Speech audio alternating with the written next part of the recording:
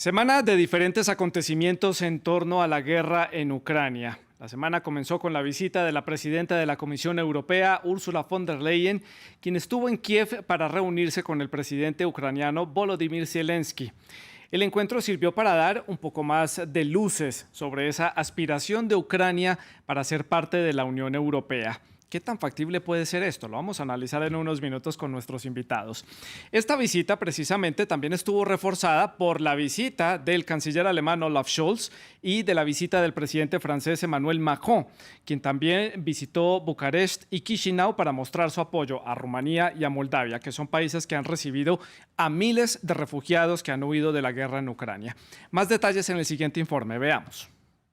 Un estrechón de manos como muestra de la unidad y solidaridad de Europa con Ucrania. El presidente ucraniano Volodymyr Zelensky recibió al presidente francés Emmanuel Macron, al canciller alemán Olaf Scholz, al primer ministro italiano Mario Draghi y al presidente rumano Klaus Iohannis. Los líderes afirmaron su voluntad de ver a Ucrania como candidato inmediato oficial de la Unión Europea. Zelensky insistió en la importancia de este camino y se dijo dispuesto a trabajar con el objetivo de la membresía. Estamos listos para trabajar en nuestro Estado para convertirnos en un miembro pleno de la Unión Europea. Los ucranianos ya se han ganado el derecho para seguir este camino y obtener ese estatus de candidato. Previo al encuentro, los líderes visitaron los suburbios de Kiev, escenario de las primeras etapas del conflicto. Desde Irpin, Macron dijo ver señales de crímenes de guerra y afirmó que Francia seguirá participando en su investigación. Usted está aquí en Irpin, en un sitio que ha sido destruido, donde junto con varias otras ciudades, el ejército ruso fue efectivamente detenido, donde se llevaron a cabo masacres. Tenemos las primeras señales de que estos habían sido crímenes de guerra. Emmanuel Macron también anunció el envío de más armas a Ucrania, incluyendo otros 6 cañones propulsados César, un apoyo militar previamente criticado, pero también minimizado por el Kremlin. Esperamos que no solo se concentren en discutir el apoyo a Ucrania en términos de suministro de armas. Es absolutamente inútil. Solo prolongará el sufrimiento de las personas y dañará aún más al país. Pero los dirigentes europeos aclamaron el heroísmo de los ucranianos y los invitaron a resistir para ganar la guerra. Se comprometieron con el apoyo a Ucrania por el tiempo que sea necesario. También fue destacado esta semana, ya lo veíamos en el reporte, ese apoyo de $1.000 millones por parte de Estados Unidos a Ucrania. Una partida que se suma a otros $40.000 millones ya donados por Washington el pasado mes de mayo. Mientras tanto, en el terreno, allí siguen los intensos combates y los bombardeos, sobre todo en la ciudad de Severodonetsk y en la vecina ciudad de Lysychansk, en donde ya ha habido complicaciones para poder evacuar a los civiles. Tanto rusos como ucranianos se han acusado mutuamente de entorpecer la salida de los pocos ciudadanos que aún quedan allí. Veamos. Un mensaje de agradecimiento de Volodymyr Zelensky el miércoles por la noche, después de haber recibido una ayuda desesperadamente necesaria. Los Estados Unidos han anunciado un nuevo refuerzo de nuestra defensa, un nuevo paquete de ayuda de $1.000 millones. Esto incluye la defensa costera, la artillería y los modernos sistemas de misiles. Agradezco este apoyo. Es especialmente importante para nuestra defensa en el Donbass. Mientras tanto, los combates en la región del Donbass se intensifican, con Severodonetsk como punto central de la guerra. En un escenario similar al de Mariupol, varios cientos de civiles y un número desconocido de combatientes permanecen atrapados en la planta química Azot de la ciudad. Los funcionarios regionales afirman que el panorama está empeorando, con el ejército ruso rodeando a los soldados ucranianos por 3 frentes. Pero a pesar de que la presión aumenta, Kiev ignoró el miércoles un ultimátum de Moscú para entregar la urbe. En otro lugar de la región del Donbass, al menos 2 personas resultaron heridas en la ciudad de Pokrovsk, después de que un cohete ruso impactara una zona residencial. Estábamos haciendo nuestras tareas en casa, entonces hubo un estallido y todos nos caímos al suelo. Había mucho polvo y humo, ya no hay casa.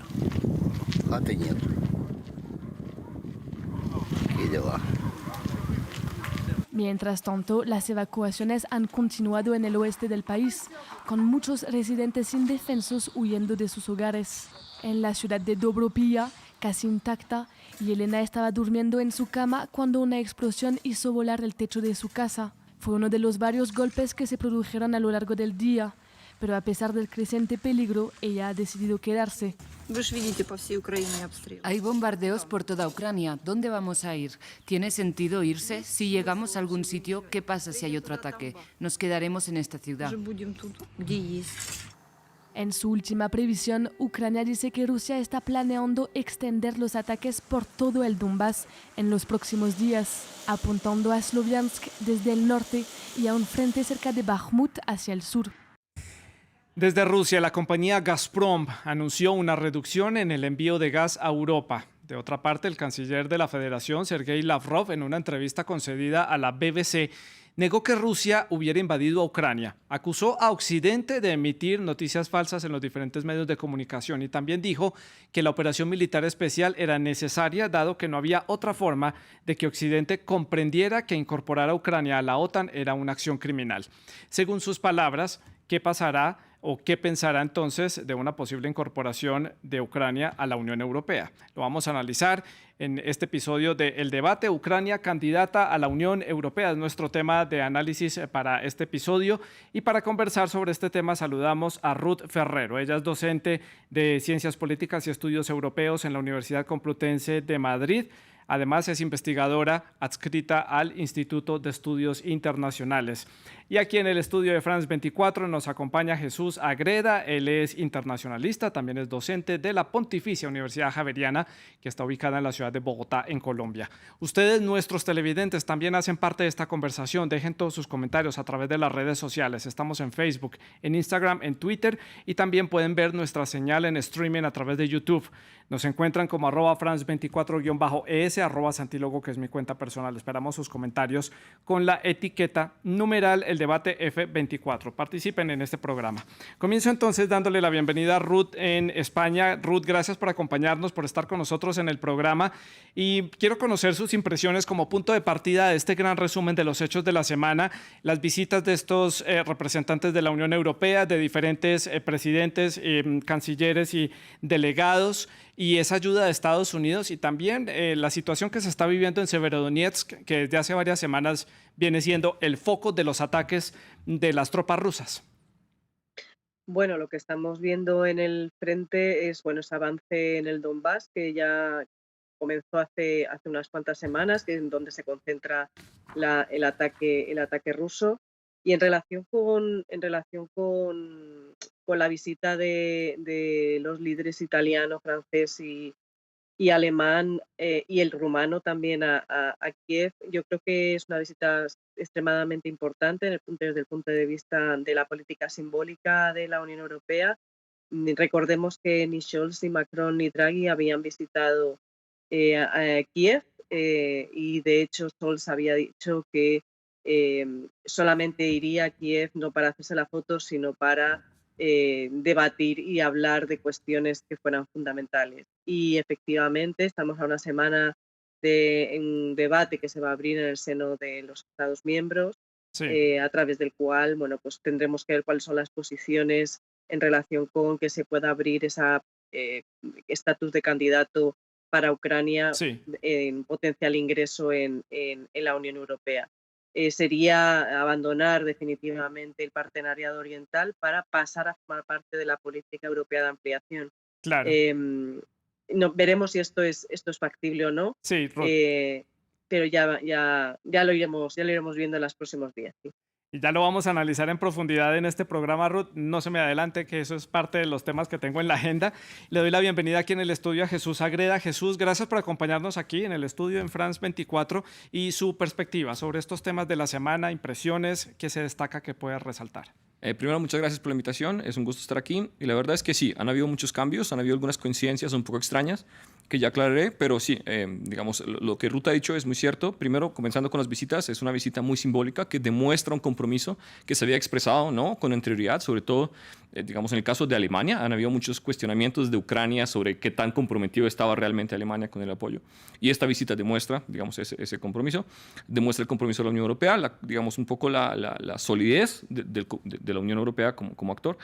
Y frente a Severodonetsk, efectivamente, digamos, es el centro del conflicto.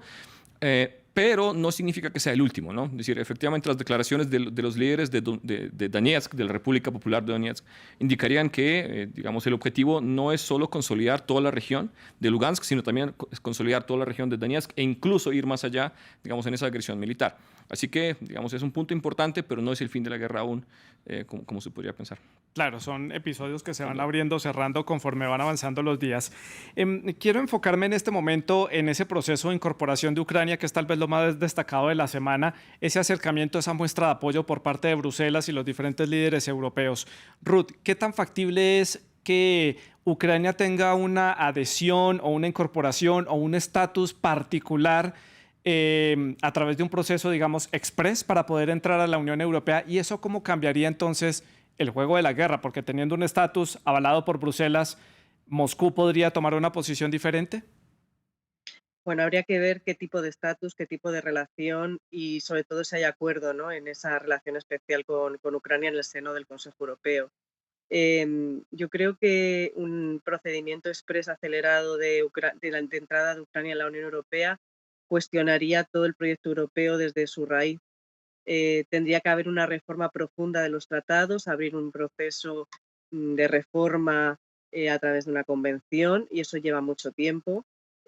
Pensemos que los países de los Balcanes llevan esperando muchos años, son países que si los comparamos con Ucrania son mucho más pequeños y por lo tanto no tendrían que generar tantos problemas institucionales como una potencial adhesión de Ucrania, que es un país extremadamente grande con una gran carga demográfica de en torno a 44 millones, lo cual en términos de, por ejemplo, de procesos de toma de decisiones en el marco del Consejo Europeo generaría muchísimos desequilibrios.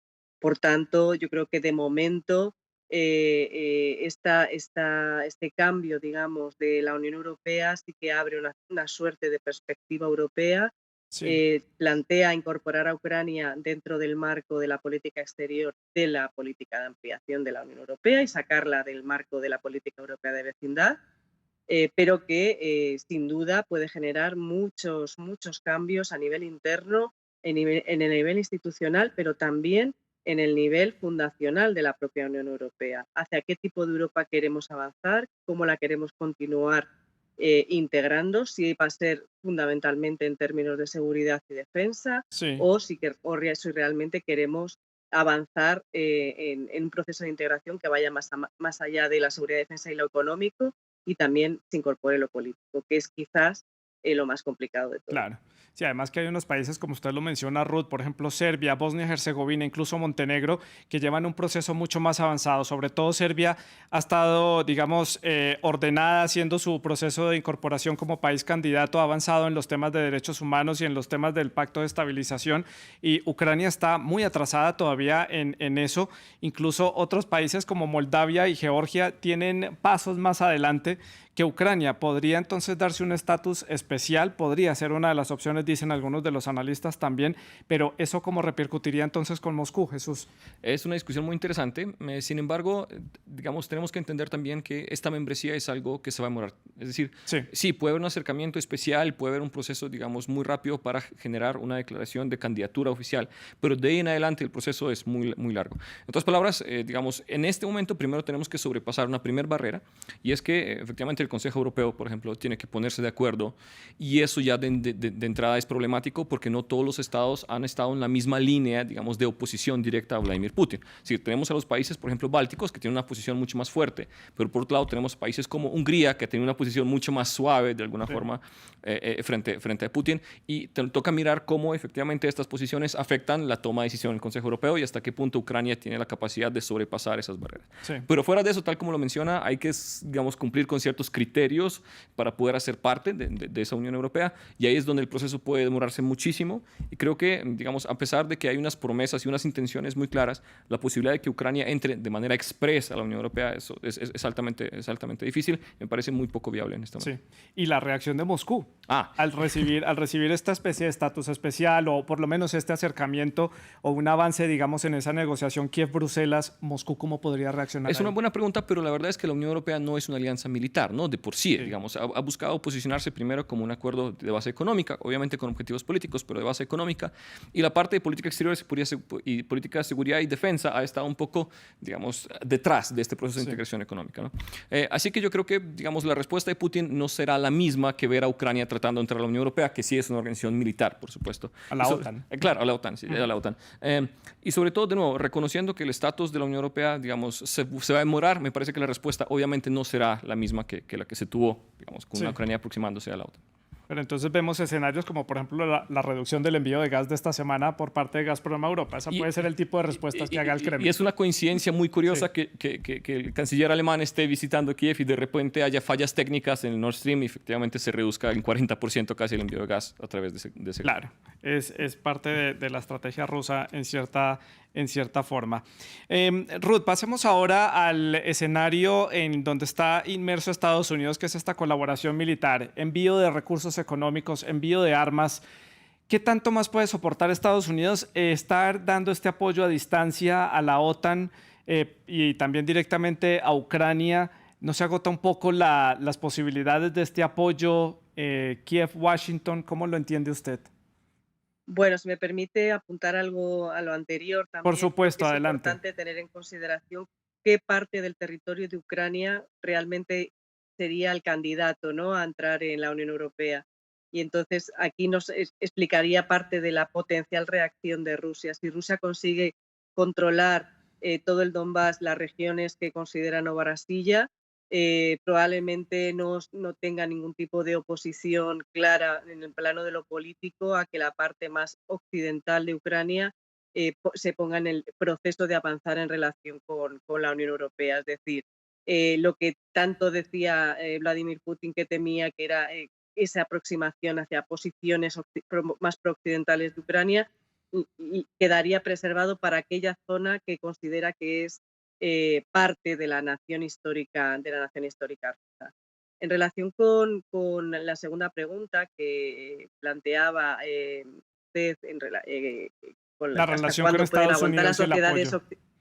Sí, el apoyo de las sociedades occidentales, Estados Unidos, pero también el Reino Unido y los países de la Unión Europea pueden aguantar, digamos, en el envío tanto de armas como de donación de dinero y de apoyo a Ucrania. Bueno, pues lo estamos viendo ya como empiezan a aparecer pequeñas fallas que se van a ir profundizando porque el crecimiento de la inflación, la crisis económica, que van a empezar a padecer cada vez más, de manera más evidente, los ciudadanos y ciudadanas de los países afectados, van a generar una serie de presiones sobre los gobiernos en estos países que probablemente hagan que en algún momento se ponga en cuestión hasta qué punto realmente Ucrania merece la pena en relación con las demandas de sus propios ciudadanos. Y esto puede ser algo muy peligroso, especialmente de cara a un potencial ascenso o un mayor ascenso de opciones políticas de extrema derecha que reivindiquen precisamente la vuelta al proteccionismo, a cuestiones más nacionalistas y sobre todo que se salgan, digamos, del mainstream. Y ahí, en el caso de Estados Unidos, juega un papel fundamental esa potencial llegada o vuelta de Claro. Donald Trump, ¿no? Ruth, y yo le añado un componente adicional al factor económico, al incremento de la inflación, el aumento de los precios y las dificultades que van a tener los estadounidenses en los próximos meses en términos de los gastos y su bolsillo, y es las elecciones de medio término. Esto empieza también a ser un as bajo la manga para ciertos sectores políticos en Washington. ¿Cómo puede ser manejada ahí la situación? Efectivamente, las elecciones de midterm que tenemos en los próximos meses también van a ser esenciales para ver un poco hacia dónde se va posicionando tanto republicanos como demócratas, como las respectivas facciones dentro de los dos grupos, ¿no? Veremos si efectivamente trabajan de manera unísona como una política de Estado en relación con Ucrania o comienza efectivamente a haber un cierto hartazgo y sobre todo un cierto repliegue, digamos, hacia cuestiones más norteamericanas y de además decir, bueno, ¿qué nos estamos jugando realmente nosotros en Europa cuando nosotros estratégicamente nuestro punto caliente es Asia-Pacífico y es ahí donde queremos prestar realmente atención.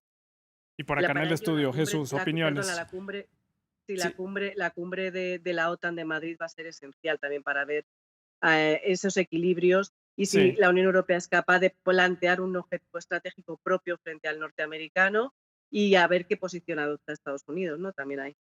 sí. Opiniones por este lado, Jesús. La Sí. posición de Estados Unidos y le añado otro componente, el Reino Unido, que también Johnson está utilizando un poco el tema de Ucrania para poner un poco de cortina de humo con el Partygate. Sí, efectivamente, digamos, primero, la posición de Estados Unidos. Digamos, es uno de los actores que más se ha comprometido en apoyar, ¿cierto?, a Ucrania, no solo con recursos, sino también con apoyo militar directo, es decir, armas, a pesar del riesgo, por supuesto, que eso ha generado, a pesar de las críticas que se han generado.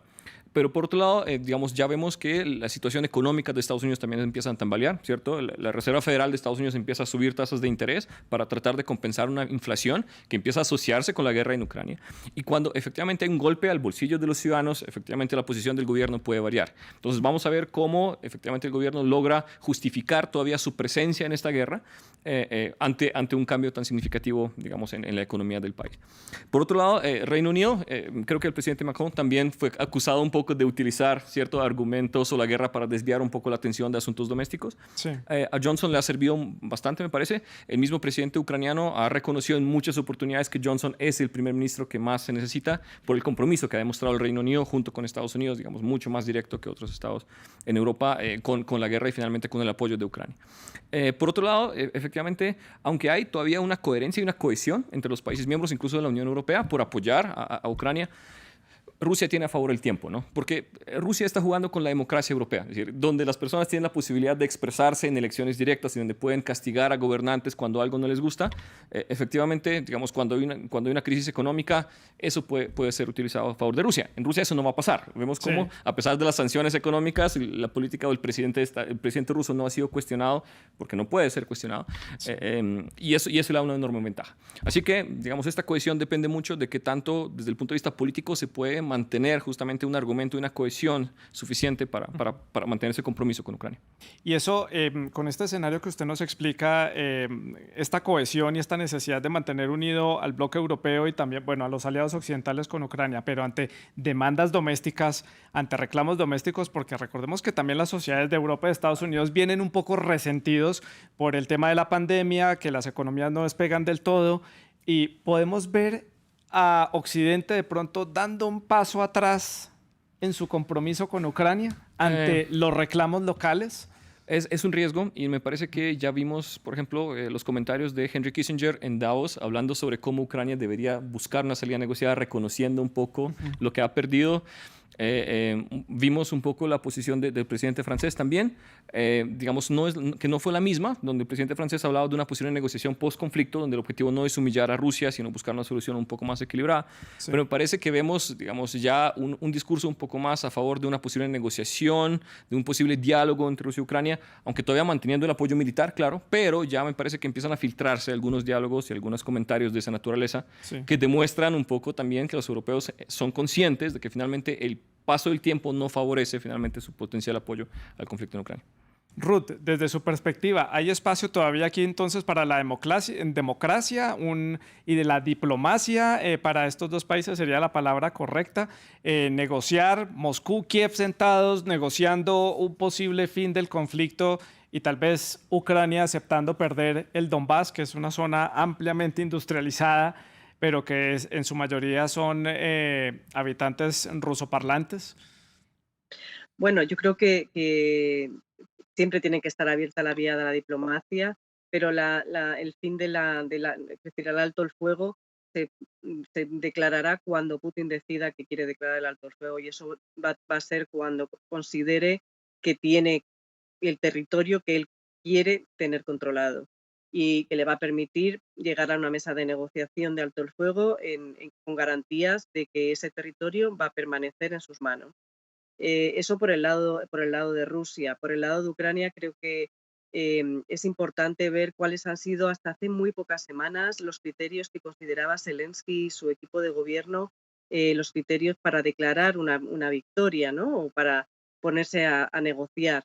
Y esos eran, en primer lugar, la vuelta a las fronteras previas al día 24 de febrero, la devolución de Crimea y el ingreso a la Unión Europea.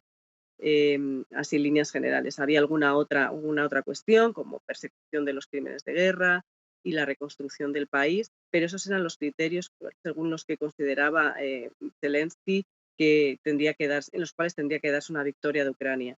Parece que desde las posiciones occidentales aliadas de Ucrania, lo que estamos viendo es que también ha habido cambios en el marco discursivo en relación con esta cuestión, puesto que al principio todos a una iban planteando el discurso de tiene que haber una derrota clara de Rusia, se tiene que seguir apoyando, digamos, a Ucrania con armas y con suministros y con dinero.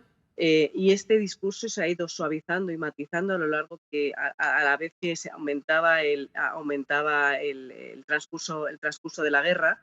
Y ahora lo que estamos observando es que ya incluso Biden en alguna intervención en prensa norteamericana, bueno, pues planteaba la necesidad de moderar algunas de estas cuestiones, porque está claro que no va a haber un gran vencedor en esta guerra, no va a haber una victoria clara, sino Sí. que vamos a ir a unas tablas en las cuales ambas partes van a tener que ceder. Probablemente Rusia ceda en esa incorporación, en ese acercamiento de Ucrania a la Unión Europea, y Ucrania va a tener que ceder sin duda parte de su territorio. No parece muy viable la vuelta a las fronteras previas al 24 de febrero. Sí, y hay muchas opciones que quedan sobre la mesa y mucha especulación también. Desde Moscú hay unos sectores que dicen que una posibilidad es dividir el país, dejar digamos, una suerte de Ucrania oriental y una Ucrania occidental. Eso me recuerda un poco como el caso de Chipre, que finalmente fue el lado grecochipriota el que terminó entrando a la Unión Europea y queda la zona norte sin reconocimiento internacional. Es un estado solamente reconocido por Turquía, a la deriva en muchos sentidos.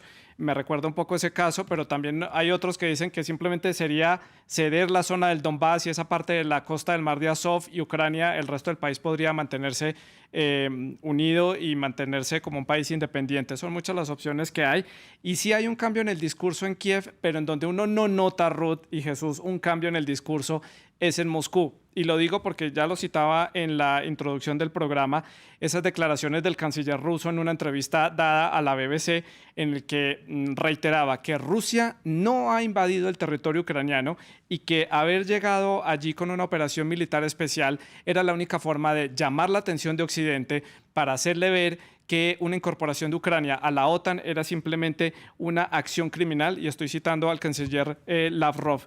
Por este lado, Jesús, impresiones de estas declaraciones del canciller y este discurso ruso que se mantiene rígido, firme. Sí, es un discurso, es la continuación de alguna forma de la posición que asumió Putin hace una semana más o menos, cuando, digamos, trataba de posicionarse como una especie de nuevo Pedro el Grande, ¿no? Es decir, aquel actor que no trata de quitarle territorio a otros, sino trata de recuperar lo que es de él.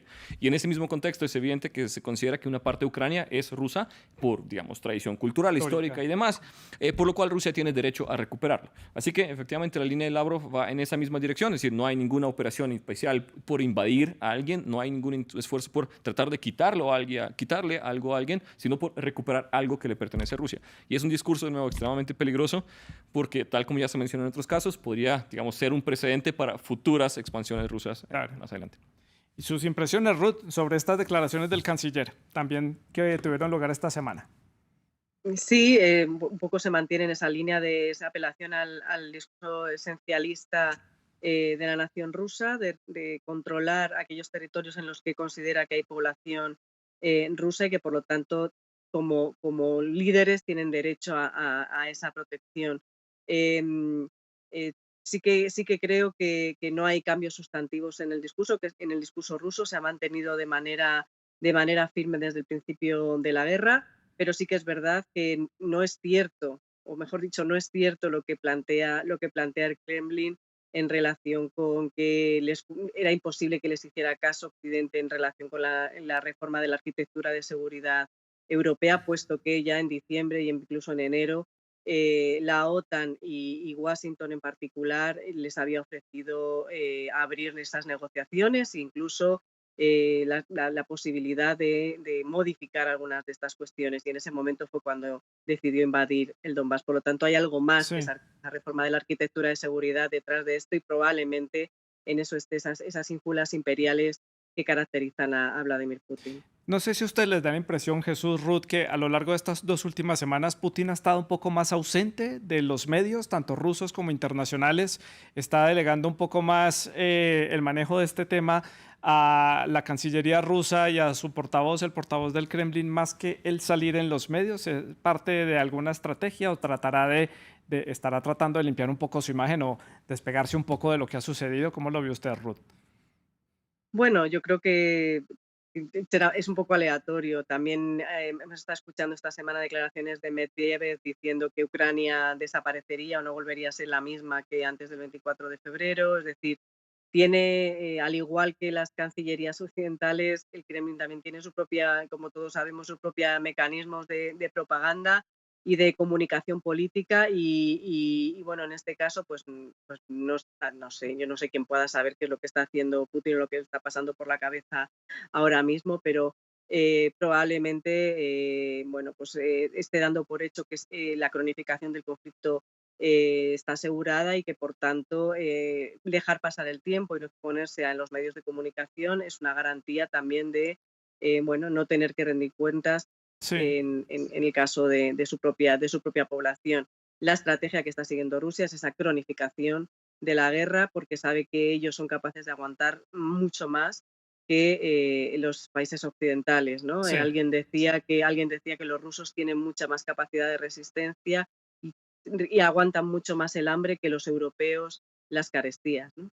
Sí, más que una capacidad militar, Jesús, y también lo que uno nota a lo largo de estas semanas, la dificultad para las tropas rusas para poder recuperar terreno en Severodonetsk. Llevamos 2, 3 semanas con enfrentamientos muy fuertes allí, dificultades para sacar a los civiles que están allí a través de los canales humanitarios que han sido habilitados, y tal vez da la impresión, por lo menos de este lado del mundo, que las tropas ucranianas les está costando un poco más mantenerse en la zona del frente y han tenido que retroceder, y bueno, ahí hay un rifirrafe en posiciones. Sí, efectivamente, eso se debe en buena parte al cambio de estrategia, ¿cierto? Desde abril, digamos, cuando Rusia se retiró de la región de Kiev, se demostró, digamos, hubo un cambio, y Sí. lo que se intentó fue tratar de centrarse mucho más en, digamos, objetivos mucho más específicos y no tan generales, y eso ha permitido, digamos, concentrar esfuerzos en objetivos concretos. Entonces, Severodonetsk es un ejemplo de ello, y eso hace que, obviamente, a Ucrania le cueste muchísimo más mantener terreno.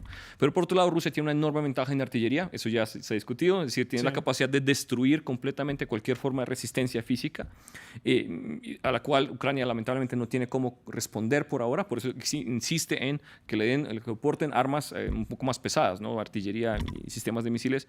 Pero, digamos, Rusia tiene la ventaja en ese contexto. Y por otro lado, en cuanto a civiles, digamos, el gran problema es que Rusia ha ofrecido la creación de corredores humanitarios, ¿cierto? Pero que llevan al territorio controlado por rusos.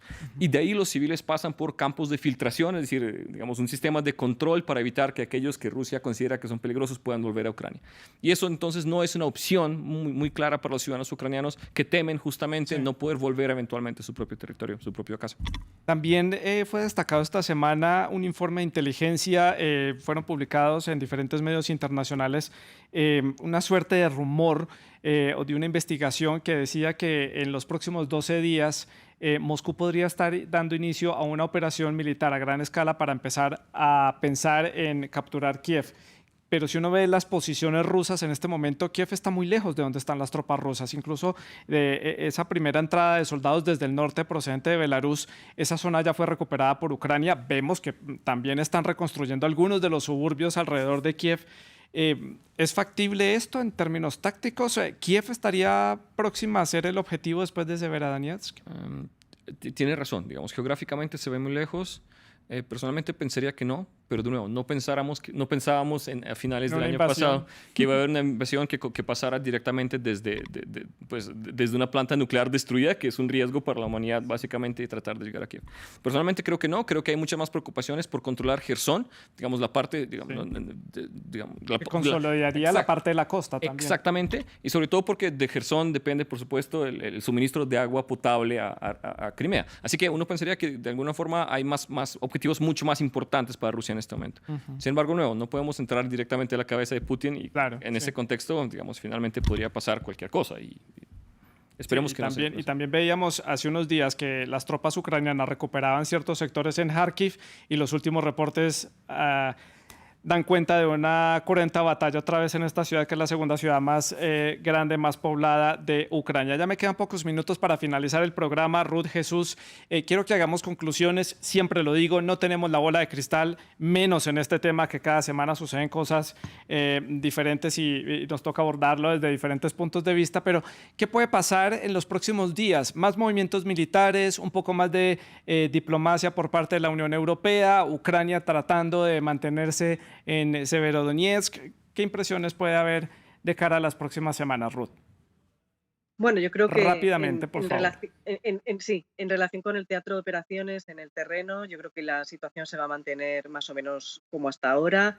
No se ve que se vayan a abrir nuevos frentes. Quizás, como decía el compañero,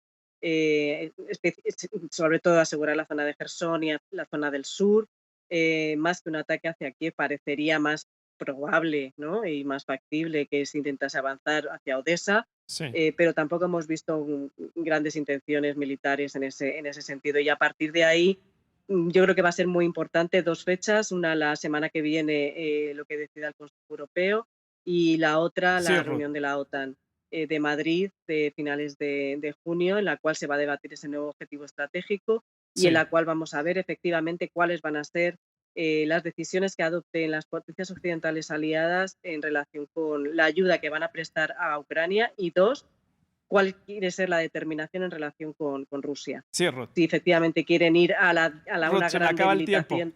Perdón. Tengo que darle tiempo a Jesús para que haga su conclusión. Sí, muy bien. Algo muy corto. Efectivamente, digamos, en cuanto al aspecto militar, el único cambio que podría darse es si efectivamente las armas prometidas largas empiezan a llegar en masa con, digamos, el apoyo necesario, pero eso es poco probable, digamos, no en el corto plazo.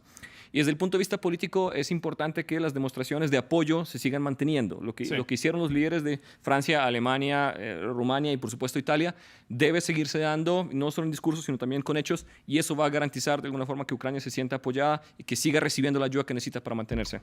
Pues a Ruth y a Jesús les agradezco mucho por haber estado con nosotros, haber hecho este análisis para la audiencia de France 24 en América Latina. Ustedes pueden seguir dejando sus comentarios y sus preguntas a través de las redes sociales. Sigan con nosotros.